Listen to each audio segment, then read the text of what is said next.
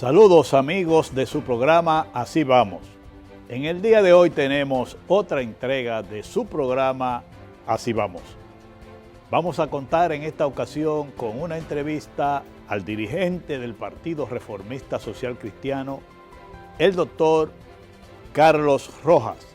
Con él vamos a hablar por su condición en ese partido de director nacional de seguridad y miembro de la Comisión Política. El tema que vamos a abordar es la reforma policial, el tema de la inseguridad ciudadana y la seguridad nacional. Con él conversaremos sobre este tema importante para la población dominicana. Manténgase ahí en su programa Así Vamos y bienvenido a todos ustedes.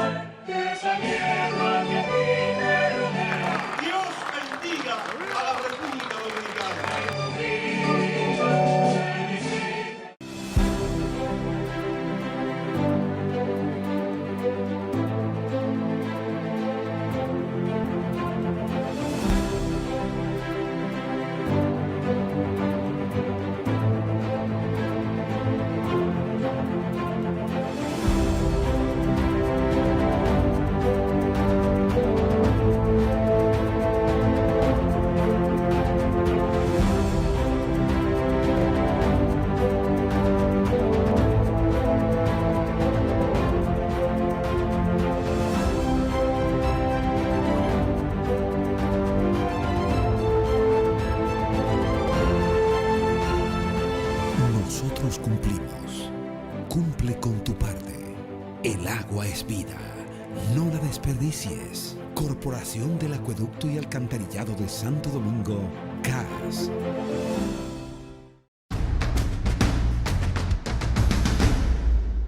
Saludos.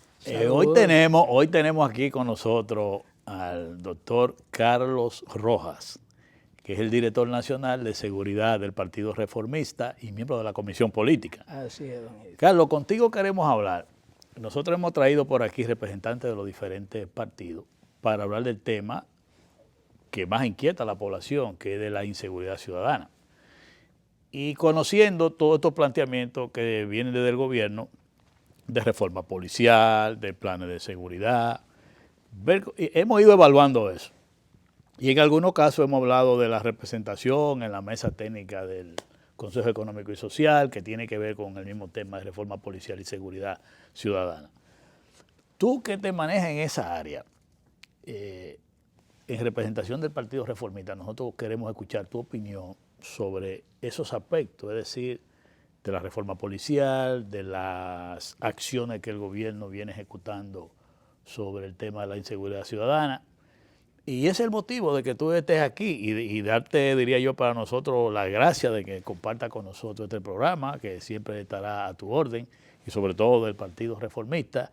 Y para nosotros es un placer compartir con esto y te damos la bienvenida poniéndote el tema que tú puedas arrancar por donde tú entiendas, reforma policial, planes contra la inseguridad, ese tipo de cosas. Bienvenido, Carlos. Muy buenos días, don Héctor. Gracias por invitarnos a su programa. Mira, sobre la mesa de reforma policial, nosotros no estamos participando, el partido sí, pero yo personalmente no he podido participar por unos temas internacionales que Correcto. tenía y no estaba en el país, pero ya estamos adentrándonos en esto. Pero más que de reforma policial, nosotros tenemos que ver esto un poquito más abierto, porque la seguridad no es un tema de una reforma hacia la policía, porque nosotros entendemos que la seguridad es un tema policial, que el problema de la seguridad se va a resolver con una reforma. Y el tema de la seguridad y de la inseguridad nacional no es con una reforma, porque si hablamos de reforma tenemos que reformar todo en este país, tenemos que reformar la sociedad y el proceder de nuestro país, porque no vamos bien, pero no podemos decir, no, que el gobierno, es como sociedad, lo tenemos que ver como una parte integral la seguridad. ¿Qué pasa? Que nosotros estamos viendo la seguridad como un tema tradicional y hablábamos fuera de cámara sobre cómo eran los procesos políticos y de seguridad a nivel de un espacio físico. Claro. Pero ahora nosotros abordamos dos espacios. Hoy estamos en un espacio físico y estamos en el ciberespacio. ¿Qué pasa entonces con esto? Que la seguridad está siendo atacada por dos frentes. Entonces las autoridades, a veces con grandes planes simplemente en lo que es el espacio físico, se pierde lo que es el ciberespacio. Hago un paréntesis en esto, no estoy hablando de la ciberdelincuencia, no, eso es otro tema. Yo estoy hablando que el ciudadano común, usted siempre lo ve conectado, usted ve a la muchacha de la banca, ve los policías en los operativos con su celular, que eso es parte de una debilidad del sistema de seguridad. ¿Por qué? Porque cuando usted tiene un agente con un celular, usted tiene un agente que le tira una foto al área donde sucedió el hecho. Pasó con la muerte del senador Reinaldo Pared, que no se supo quién tiró la foto. Así con el cadáver ahí. Con el cadáver ahí. Y pasa en todos los hechos, vienen en los procesos de investigación, usted ve que los memorandos del jefe de la policía, del director, de tal, del esto, todo al instante salen porque los teléfonos están ahí, tú le tiras una foto, lo mandas por WhatsApp y eso empieza a circular. Pero ¿qué sucede? Que nos hemos ido perdiendo en ese espacio tan peligroso. Dice en un libro que un coronel de la Armada Española que estamos viviendo con un internet de Dios, de semidioses, con instituciones del siglo XV y con proceder del Paleolítico. Imagínate. Entonces, cuando usted se enfrenta, usted ve, por ejemplo, una policía de Nueva York, que era una de las mejores policías, usted está viendo el desborde de la delincuencia que hay en Estados Unidos, en el estado de Nueva York. Sí. Y usted vio en estos días, antes del proceso de los patrullajes mixtos, usted vio cómo todo esto empezó a revolucionar, que atracaban aquí, que atracaban acá. Cuando empieza el proceso de los operativos mixtos, entonces empieza un poco a bajar. Pero ya vemos otra vez que vuelve Comienza la ola. Empieza la ola. Vemos que redujo un 10%. Entonces, aquí viene el problema de la percepción. No, porque entonces vienen los relatos. Y usted me dirá, pero Carlos me ha hablado de ciberespacio, me ha hablado de relatos, pero hay una violencia real. Sí, hay una violencia real. Hay hechos reales. Hay hechos reales, pero hay un relato por debajo que va caminando y va socavando lo que es el proceso institucional de la policía. La policía, el problema que teníamos con la policía en los años pasados era demilitarizar la policía. ¿Usted se acuerda? Sí, claro. Ese discurso que había que se veía muy militarizada la policía y todo. Yo ahora, hoy, voy a decir que la policía hay que depolitizarla. ¿Tú entiendes que hay influencia mucha Sí, de la la policía política? ha tenido desde su fundación una gran influencia política y hay que despolitizarla. ¿En qué sentido tú te refieres? En todo el sentido de la palabra. La policía hay que dejarla que trabaje como un estado policial, porque en realidad la política le ha hecho mucho daño a esa institución. Entonces, hay que, cuando hablamos de reforma, yo entiendo, para mí, reforma o no reforma, para mí me da igual. Yo entiendo que la policía, con lo que está ahora, puede avanzar, porque lo que hay es que tener voluntad. Entiendo que con estos operativos que se han hecho mixtos, se ha dado el primer paso. Pero, ¿qué yo veo en esos operativos? ¿Y cómo eso te iba a decir? Esos operativos necesitan dos partes muy esenciales, que es el proceso de inteligencia y el proceso de investigación. Y veo que eso ha tenido una gran baja en la República Dominicana en estos últimos años. La inteligencia no está trabajando como debe de trabajar. Estos operativos le están dando un renacer que pueden ahí tomar las autoridades de los organismos de inteligencia y trabajar. ¿Por qué yo hablo de inteligencia? Porque usted viene y ve que sucedió un caso en una bomba en Santo Domingo Este. Una estación de gasolina. ¿O tú te refieres al caso de la estación de gas? De gas. Ok, donde entraron la gente armada. Exacto. Sí. Usted ve ese escenario ahí y usted busca el entorno y es cerca donde hay organismos de inteligencia. Entonces usted se va y usted me pone ese aparte. Luego va donde hubo el tiroteo con la guagua CRB, Sí. cerca de San Isidro. Sí. Otros organismos de inteligencia cerca también. Entonces, ¿qué pasa? Hay una afrenta, es decir, miren ustedes, Es un desafío. esto hay una afrenta. Entonces, ¿qué es lo que pasa? Como político, lo que pasa es que yo tomo la seguridad muy en serio.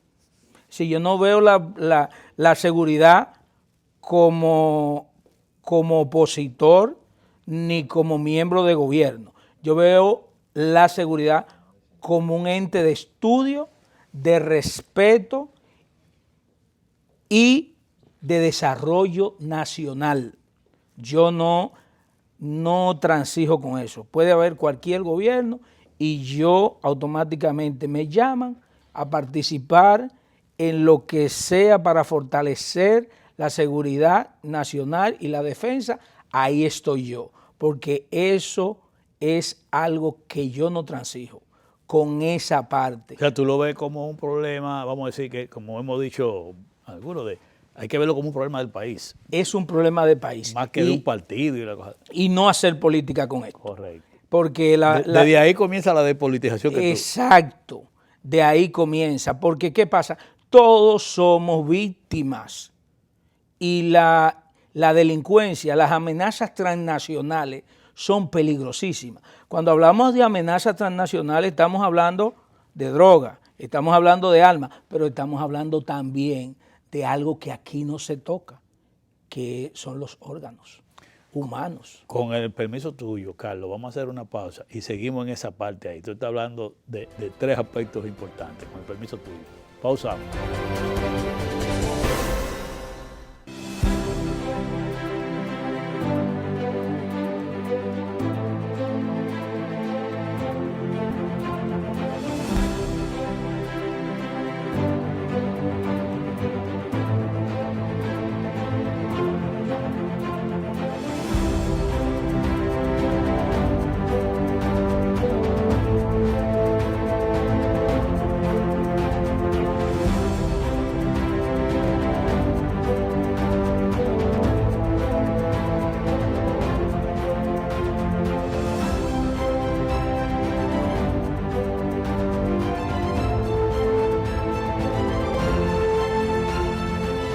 Nosotros cumplimos.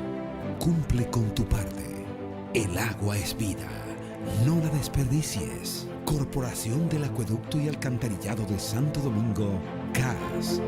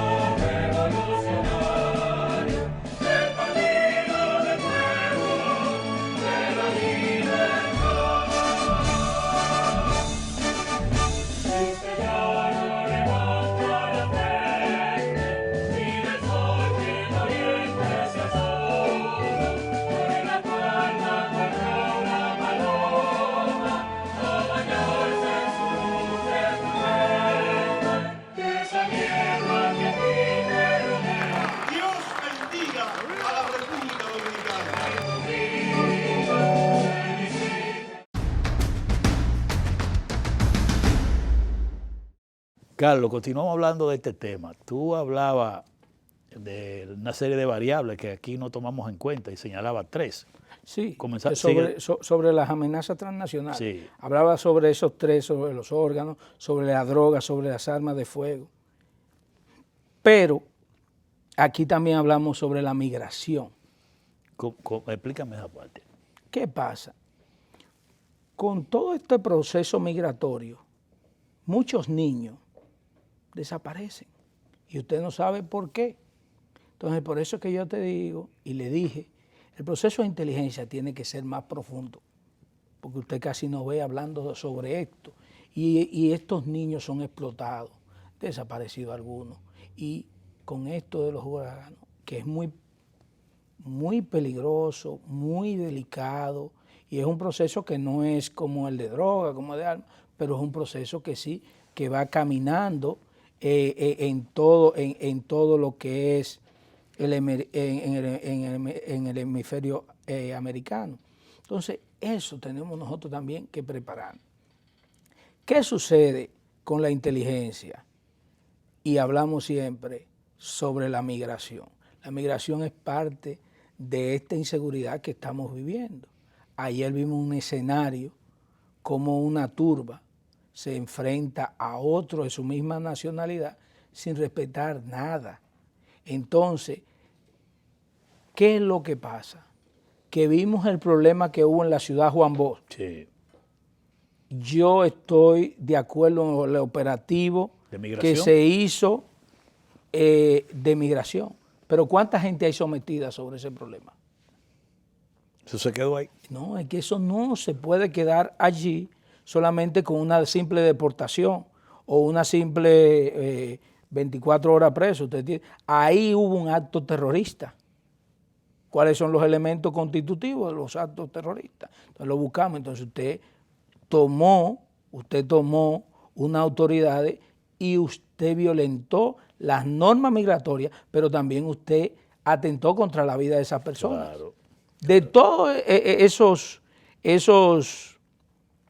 esos trabajadores de migración, cualquier trabajador de migración de eso puede poner una querella, porque su vida estuvo en peligro. Claro. Pero aquí tenemos la vez de que nada es nada, de que todo queda, todo pasa y el tiempo es pasar. Carlos, y con relación ahora que tú hablas de la parte migratoria, conocida la situación que está pasando en Haití, bajo control de las bandas, que ya sabemos, y que secuestran gente de todo tipo. ¿Cómo tú ves esa situación de Haití relacionándola con la seguridad aquí en la República Dominicana? Mira, cuando usted hace así, como usted dijo, Haití, República Dominicana, entonces usted dice, pero Carlos, tenemos seguridad. Porque cuando usted tiene un Estado que está gobernado por bandas y eso no puede filtrarse hacia acá, es porque hay un proceso real de defensa de nuestra ciudadanía, de nuestro territorio. Eso hay que decirlo, es decir, el Ejército, las Fuerzas Armadas ha trabajado en ese sector, ha trabajado muy bien, porque nosotros tenemos una tranquilidad muy por encima de lo que es Haití, porque en Haití no se puede caminar, no recuerdo ahora, no voy a dar los datos, cada tantas horas hay un secuestro en Haití. Sí, eso es común. Entonces, esto te dice a ti y esas bandas no se atreven a pasar para acá. Mucho rumor que supuestamente operan aquí, que hay personas de aquí. Claro que sí, porque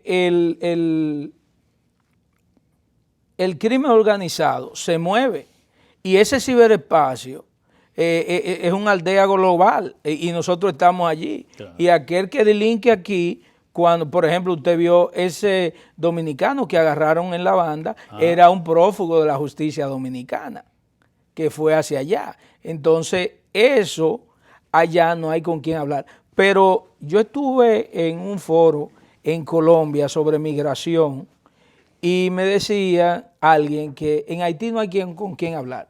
Pero yo propuse, y se lo propuse también esta semana al IRI, el Instituto Republicano, de que se debe de hacer una mesa de diálogo con las autoridades haitianas. Con lo que hay. ¿Qué pasa? Que siempre hemos escuchado que no hay con quién hablar en Haití, pero nosotros sí tenemos que auspiciar de que haya mesa de diálogo, que la comunidad internacional vea quiénes son los actores que están hablando en Haití, que esos son las personas que deben de trabajar para el beneficio haitiano, porque una solución de República Dominicana hacia Haití, los haitianos no la van a tomar. Pero voy a decir otra cosa un poquito ácida. Nosotros hemos sido víctimas de relato haitiano. Nosotros hemos sido víctimas todo el tiempo. ¿Por qué? Porque nosotros nunca hemos invadido Haití. Haití nos invadió a nosotros y duró 22 años esclavizándonos. Pero el relato de aquel del ciberespacio, de la manipulación, ¿Eso te refiere a nivel de organismos internacionales? De todo, es decir, para todo el mundo los monstruos somos nosotros. Nosotros fuimos que lo ocupamos, nosotros somos los que lo esclavizamos. Entonces, ese relato nosotros lo tenemos que cambiar. Pero no es un relato de enfrentamiento, sino de convivencia, de amor y de paz, y que ellos entiendan que nosotros no somos sus enemigos. Porque si nosotros hubiésemos sido sus enemigos, actuamos diferente. Claro. Porque nosotros somos personas de buen corazón hacia los haitianos. ¿Qué es lo que pasa? Con esta era de la desinformación y de la manipulación, hay muchos empresarios que le conviene estas situaciones de enfrentamiento entre las dos naciones. Pero ¿qué pasa? Cuando yo hablaba de las amenazas transnacionales, le hablaba, por ejemplo, al narcotráfico ahora mismo no le interesa Haití. Porque lo que ellos le entren, ya ellos no tienen un control. Mire, para que usted vea lo que Por el tema de las bandas. Sí, porque no hay estabilidad. Claro. Oiga la paradoja de la vida, ¿no? Sí. Usted dice, pero ¿y cómo va a ser? Ahora, no, porque para ellos es más problemático. Aunque controlan una parte, lo que sea, pero le sale más caro. Sí, claro. Entonces, ahí entramos nosotros. Y por eso usted ve que en este año, no ha terminado, estamos en julio, se ha atrapado más droga que 5 años atrás. Eso tiene que ver entonces con la situación de inestabilidad de Haití. Sí, tiene que ver. Aunque algunos estrategas y conocedores del caso me dirían, no, Carlos, es por esto, es por lo otro. Yo entiendo que ha sido así. Es un factor. Porque puede ser ese factor de que esa inestabilidad, ellos no tienen la seguridad, porque cualquier banda te puede recibir y decir que la otra banda se la llevó. Y tú no tienes con qué entrar a cobrar. Es un proceso de lo que es el crimen organizado. Es lógico. Mira una parte, Carlos, tú que conoces de la materia y cosas así, vamos a enfocarnos en el caso de la policía dominicana, que viendo su situación, cosas así, ¿qué tú sugieres que nosotros debemos hacer con la policía dominicana para mejorar sus actuaciones, que contribuyan mejor al orden y cosas así? Aquí varios de los que han venido sobre el tema han planteado lo que pudiéramos llamar, que en un momento se llamó una policía comunitaria, ese que esté más integrada con la comunidad, que hay que profesionalizarlo, que hay que mejorar el presupuesto, toda una serie de situaciones. ¿Cuál es tu planteamiento sobre este tema? Le digo algo. En la policía hay profesionales más capacitados que muchos de los que estamos hablando en la televisión. No es una cuestión de profesionalizar, no es una cuestión de poner una policía comunitaria. La policía tiene que ser más fuerte. ¿En qué sentido? En todo el sentido de la palabra. ¿Qué es lo que pasa? Cuando usted hace una policía comunitaria, ya es una policía que usted debilita. Una policía ya comunitaria, una persona con pantalón corto, monta bicicleta con los muchachos. Entonces, ¿cómo te va a enfrentar el narcotráfico? Pero señores, estamos viendo aquí que ayer en el canódromo de la DGC a 2 policías mataron 1, 6 personas. Es decir, nosotros no estamos jugando con muchachitos y que policía municipal, policía comunitaria, no. Aquí lo que nosotros necesitamos es, primero, que todo el mundo lo ha dicho, el sueldo de los policías hay que arreglárselo.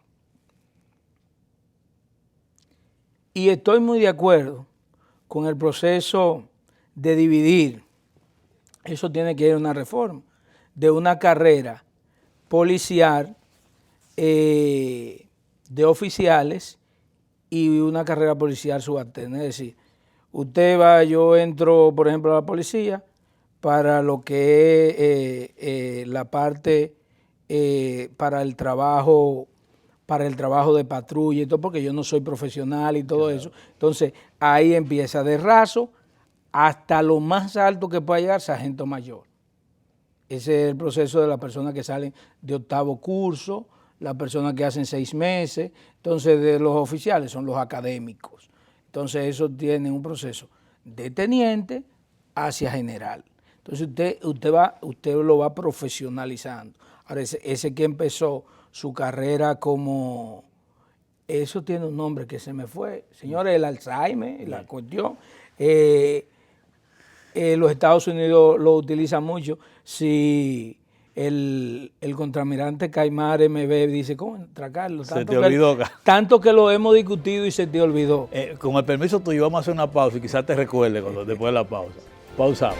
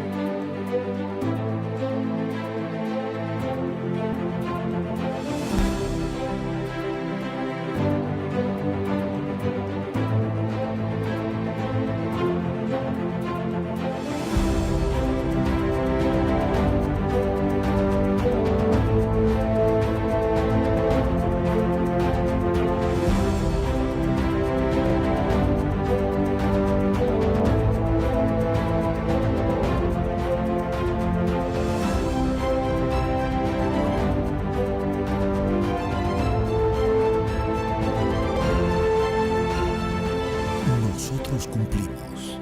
Cumple con tu parte. El agua es vida. No la desperdicies. Corporación del Acueducto y Alcantarillado de Santo Domingo, CAS.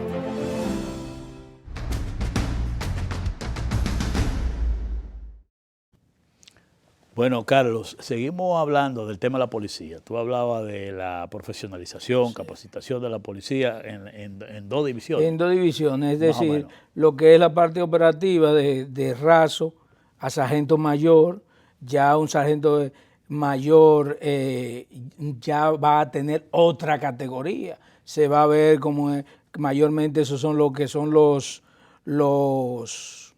profesores de la técnica, táctica y todo esto. Correcto. Es decir, que ya se va a haber una elevación del alistado y una elevación profesional en aquellos que se profesionalicen vía lo que son las academias militares y todo eso. Entonces, pero que aquellos que empiecen esto de alistado también tengan la oportunidad de profesionalizarse y que el sargento mayor tenga las retribuciones que tenga cualquier oficial superior.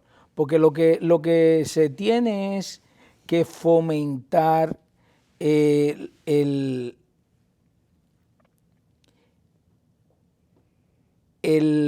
honor de ser policía, fomentarlo. Es decir, no, la vocación. Esa vocación, mira, yo soy de acá, pero no división de clase, sino de una profesionalización. Que cuando un teniente ve a un sargento mayor, está viendo una autoridad, que pasa en los Estados Unidos. Estados Unidos, claro. Que pasa, porque entonces ahí lo que viene es lo que se decía antes, la antigüedad es un rango. Entonces, todo ese proceso tiene que ser mejor visto y mejor integrado y que veamos la policía con la capacidad de fortalecerla, no de destruirla. Sí, ahí tiene que ver, como quien dice, el recuperar la autoridad de la policía. Exacto. Porque aquí nosotros vemos señores, pero yo tengo 46 años. Y cuando yo tenía 18 años, usted veía a la policía, era muy difícil que usted intentara. Porque usted le tenía un respeto. Ahora, ¿qué es lo que pasa? Es que pero también el cuerpo de orden tiene que mejorar la imagen claro, porque la ha perdido. Exacto. Porque ha habido una descomposición, porque no hay una integración, la policía es mía, yo soy un policía, sino que van allí porque no pueden estudiar y simplemente ya en 3 meses, como que estaban haciendo los centros de 3 meses, sí, claro. Eso es insostenible. Totalmente. Eso tiene que ser 6 meses y una adaptación porque la seguridad es eso, planes del Estado con la integración de la sociedad. Y Carlos, y con relación a las condiciones de trabajo, tú hablabas de la parte salarial y otros elementos ahí. Mira, la parte salarial es una.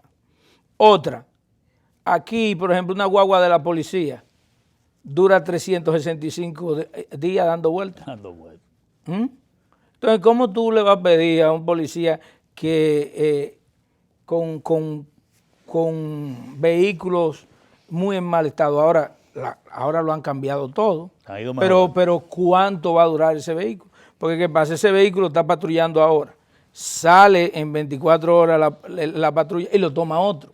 Entonces, son cosas que se deben de ir cambiando para que, primero, el área de trabajo que ellos estén sea un área de trabajo humana.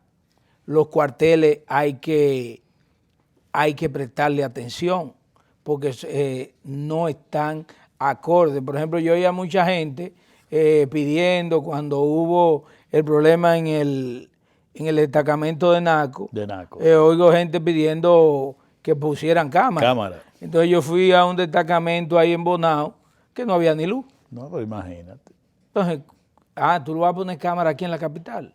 No, es que hay que empezar trabajando. Ahora se habla de ponerle internet, como tú dices. Sí, es que a veces queremos hacernos lo gracioso. Yo sentarme aquí y decirte no, porque el proceso de integración y internet y que ellos tengan todo un celular, que puedan pasar y eso. Yo estoy también de acuerdo que todo el militar que está de servicio no puede utilizar celular. Todo. Porque es que aquellos que están con el crimen le pasan la información. Vamos a un operativo, estamos en la calle tal, Okay, estamos esto, estamos en lo otro, tira la foto, somos tantas personas, somos tantos, esto, lo otro. Es decir, la seguridad ha sido la más afectada con la era de la tecnología. ¿Por qué? Porque tú tienes que democratizar, y todo el mundo le pide, hubo un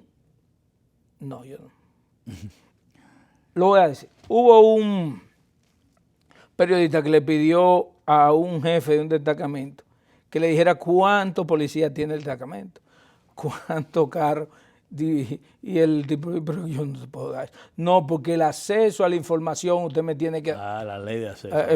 Pero es que... Es un asunto de seguridad. Es que, ¿cómo yo te voy a dar a ti cuántos militares yo te tengo aquí? Ahora, le preguntamos a los delincuentes cuántos van a salir a atracar esta noche. Le preguntamos a los delincuentes cuántas armas tienen. Porque hemos hecho el mismo relato de Haití, lo estamos haciendo con la delincuencia. Aquí se defiende más al delincuente que al policía. Y eso hay que dejarlo. Porque todos somos víctimas.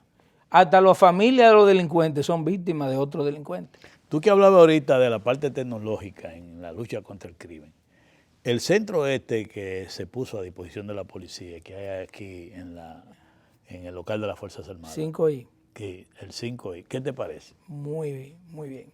Pero tú estás como riendo. Eso, sí, no, lo que pasa es que eso ya viene de hace tiempo.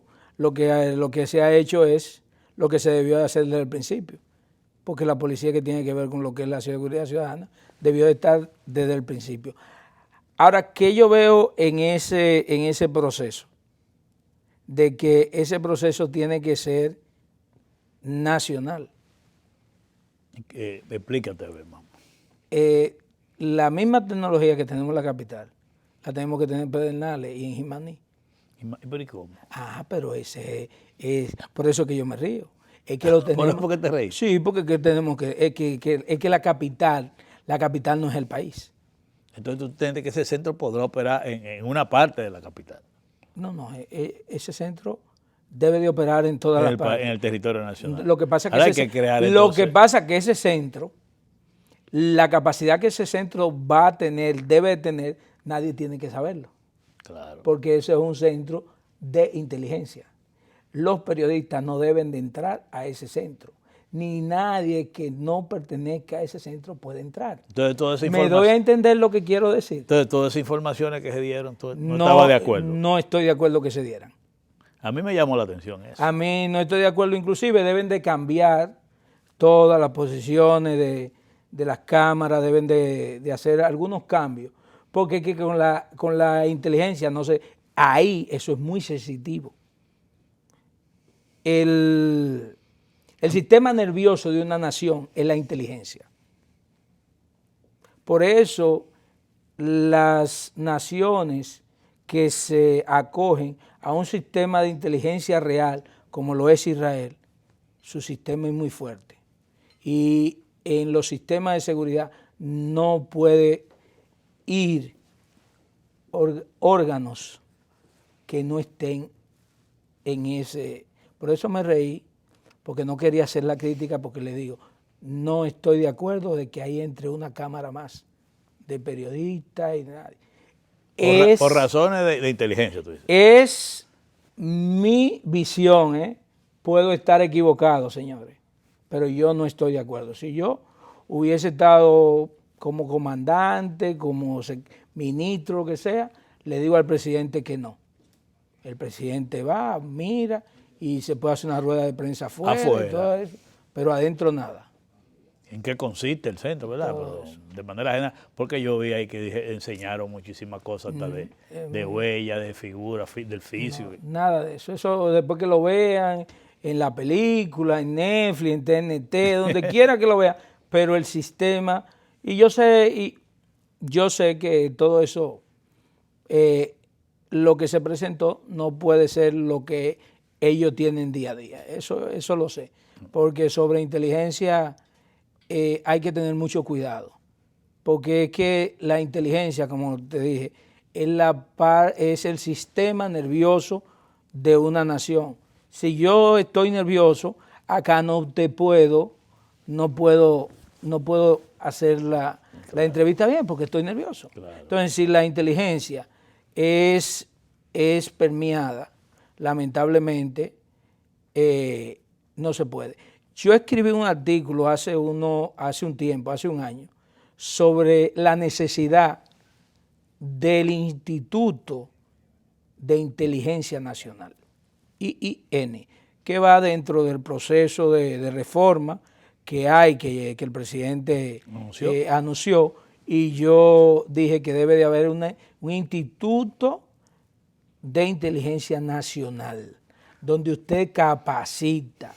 Ahí usted puede venir el gobierno de quien le dé la gana y usted tiene que salir de ahí. Es decir, usted no va a estar espiando el yaniquequero de que yo a dónde, no. Carlos, hemos llegado al final de la entrevista. Tú insistes mucho en la parte de inteligencia, sí, que no todo el mundo habla mucho de eso, pero tú insistes mucho. Insisto y llamo la atención.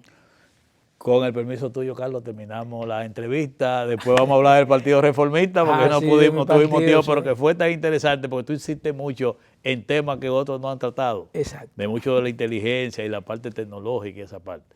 Te agradecemos. No, estamos para servir. Y estamos a la orden, y después vamos a venir a hablar del Partido Reformista. Sí, vamos a hablar. Si no, Quique te va a castigar porque tú no hablaste del Partido Reformista. Sí, que hoy tenemos la reunión de la Comisión Política. Me lo saluda. Sí, lo voy a saludar. Qué buen llave mío. Sí.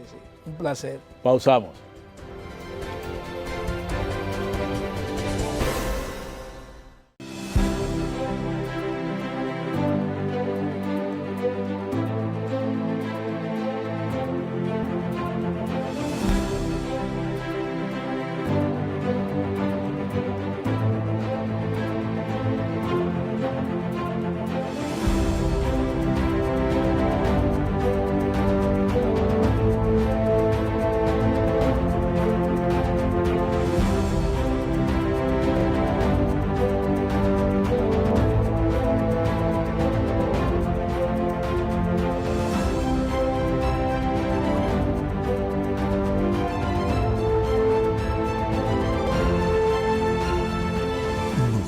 Cumplimos. Cumple con tu parte. El agua es vida. No la desperdicies. Corporación del Acueducto y Alcantarillado de Santo Domingo, CAS.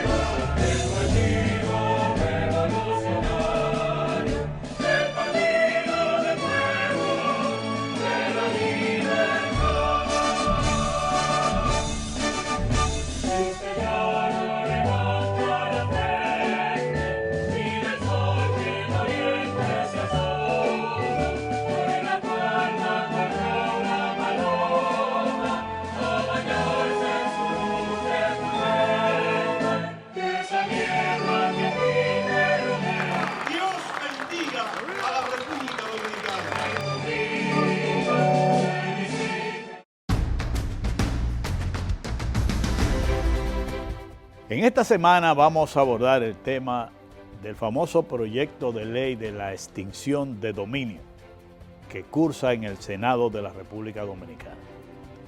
Hemos escuchado a diferentes juristas importantes, especialistas en la rama constitucional, como a sectores empresariales, editoriales de periódicos que hemos leído importantes, y opiniones de algunos comunicadores conocedores de este tema.